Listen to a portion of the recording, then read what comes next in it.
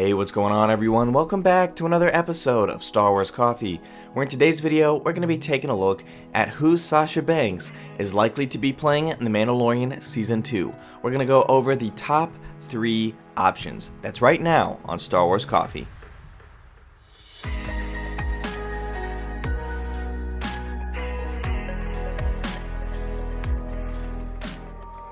Greetings, Exalted Ones. Greetings to all you Jedi, Padawans, and younglings out there. This is Star Wars Coffee, covering everything you need to know about the latest developments, news, and leaks in Star Wars, and as always, giving you my analysis. Star Wars Coffee channel memberships are now live. We want to thank the current members, Neon Victor, BSimms, Daniel Davis, and Richard Strickland. This upcoming episode of The Mandalorian Season 2 is the episode when we're going to finally get a look at Sasha Banks other than the still we've seen in the trailer thus far. So this is going to be great news for all of us as the speculation about who Sasha Banks has been playing continues to ramp up. What we're going to do in today's video is take a look at the 3 main characters that she's likely to be playing. Now these are the 3 most speculated characters that Sasha Banks is likely to don. I do want to mention, of course, that it is entirely possible for Jon Favreau and Dave Filoni to have created an entirely new character for Sasha Banks to be playing, and it isn't something from lore. However, with both Dave Filoni and Jon Favreau and their attention to detail in the Star Wars lore, I highly expect Sasha Banks to be playing a character that already exists. And we're going to go over the 3 main options, but to outline these 3 characters, we're going to start with, it could just be that she is Sabine, it could also be that she is an old inquisitor, and it could be that she's Dr. Aphra. So those are the 3 characters we're going to go over in today's video. We're going to start with Sabine, then work our way to the inquisitor, and then finally Dr. Aphra. So let me know what you guys think in the comments as to who she is. So let's take a look and start with Sabine. Sabine Wren was a Mandalorian warrior, explosive expert, and a graffiti artist. Graffiti artist, very important. During the one of the scenes, you can see a bunch of graffiti on the wall with the 2 Gamorreans wrestling, which likely is Tatooine. And so, not saying that that's where Sabine is going to be met with Mando, but just saying that that's in there. So qualities that came in handy as one of the first rebels against the Empire. Part of the Ghost Crew, Sabine used her gift for bomb making to great effect against the Empire and would often mark her work with spray paint tags. Again, what I say the Gamorrean aspect is. Her classic Mandalorian armor was notable for incorporating her own custom stylings, reflecting her creative meets rebellious spirit. And we know that Sabine at one point did wield the Darksaber. So this also gives her another entrance into The Mandalorian Season 2, where we know that Moff Gideon, who is an Imperial Moff, fiercely determined to capture a specific quarry. He's very clever, very formidable opponent, and he values power and knowledge.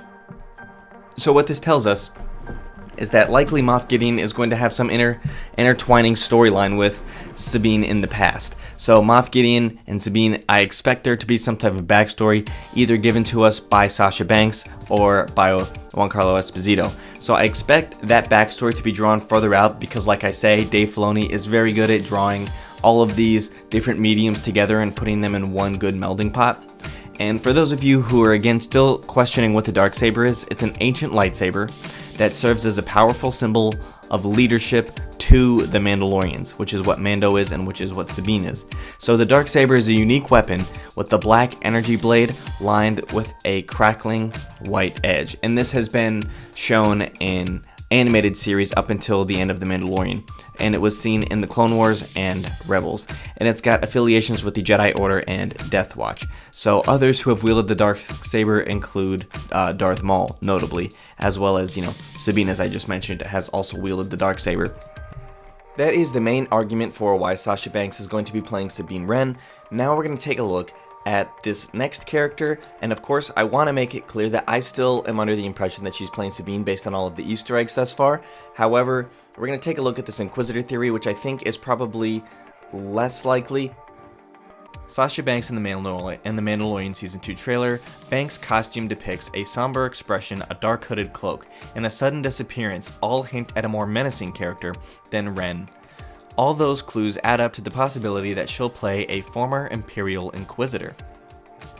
First appearing in the Rebels debut episode, the Inquisitors were a group of Force-sensitive agents of the dark side.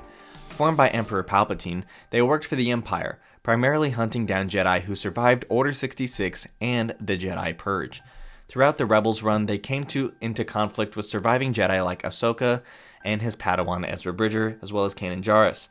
They even ran afoul of Maul, who was seeking revenge on the Sith over the tragedy they inflicted upon him.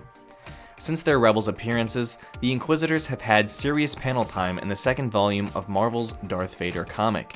In that series, Darth Vader took charge of the group and molded them in his image. They accompanied him on missions across the galaxy, including a battle against another Jedi Master. The Inquisitors recently played a key role in the Jedi Fallen Order video game. Two members of the group, the 2nd and 9th Sisters, were all dispatched by the Emperor to take down Padawan Cal Kestis after he came out of hiding. The 2nd sister, who made her debut in the Darth Vader comics, was the primary antagonist of the game. Her tragic backstory included her origins as a Padawan, made her a sympathetic antagonist. With the Jedi considered extinct, the Inquisitors disappeared by the times of the Galactic Civil War. The Mandalorian takes place 5 years after the end of Return of the Jedi. While the Inquisitors as a whole weren't active during the time frame, there's no reason they still couldn't be active across the galaxy. It's plausible that a surviving Inquisitor would be acting as a mercenary in the Mandalorian's gig economy. That could be where Banks' character comes from. Moff Gideon has already shown he has many resources at his disposal in Hunt for the Child. Gideon has an army of remnant stormtroopers, including Death Troopers straight out of Rogue One on his payroll. Beyond manpower, he also has many weapons in his arsenal. In Season 1, he employed everything from a TIE fighter to the Darksaber. The Season 2 trailer ever hinted that he has access to a Star Destroyer. Gideon clearly has resources. With everything else he's proven capable of acquiring, it would be child's play for him to hire a former Inquisitor. Given the hunting ability that honed during hunting Jedi alongside Vader, a single one of them would make a formidable foe for the Mandalorian. That could be an ideal role for Sasha Banks in her first acting gig outside of WWE. The final option we're going to take a look at is one I haven't talked about on the channel thus far. That character is Dr. Aphra. So let's take a look and see what Dr. Aphra is in the Star Wars universe. Now, this is a comic exclusive character at the moment, so for those of you who just do live action or just do the TV shows and movies, this will be unfamiliar to you, so let me give you a description. Dr. Aphra was a human female archaeologist. She was recruited by Darth Vader after the Battle of Yavin. Aphra, along with her 2 assassin droid companions, fulfilled several missions for the Sith Lord before falling out of his favor, and after faking her own death, continued to roam the galaxy with these 2 droids. Most of her story takes place between Empire Strikes Back and Return of the Jedi, by the way, up to this point. As a criminal, Aphra appeared to be well known throughout the galaxy. When she confronted Han Solo, he recognized her as being a formidable opponent and noted her intellect. Even Darth Vader expressed appreciation for Aphra's talents. Aphra herself admitted to her father that she had considerable experience with breaking into places to steal artifacts. Aphra was a highly clever and capable individual, demonstrating extremely adept survival skills when she was able to avoid her own death at the hands of Darth Vader after being thrown out of an airlock. That is the simple description for Dr. Aphra, and it would suggest to me that if the Empire has fallen, or if Moff Gideon is still trying to claim the new mantle of the leader of the Empire, that there could still be bounties, or there could still be people out looking for Dr. Aphra, and if that is the case, that would make sense to why Sasha Banks is hiding behind crates, behind shipping crates on the docks. Other than that, though, I still think Sabine is the most likely character she'll be playing. But of course, let me know what you guys think about this in the comment section down below. Did any of these change your mind as to who you originally thought?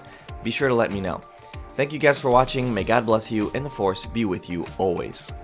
If you enjoyed this episode, and frankly, even if you didn't, don't forget to subscribe. Do it! And if you want to help spread the word, please give this video a thumbs up and tell your friends to subscribe. Please check out the official Star Wars Coffee merchandise, and don't forget to check out all of the content playlists on this channel, including The Rise of Skywalker, The Mandalorian, and much more.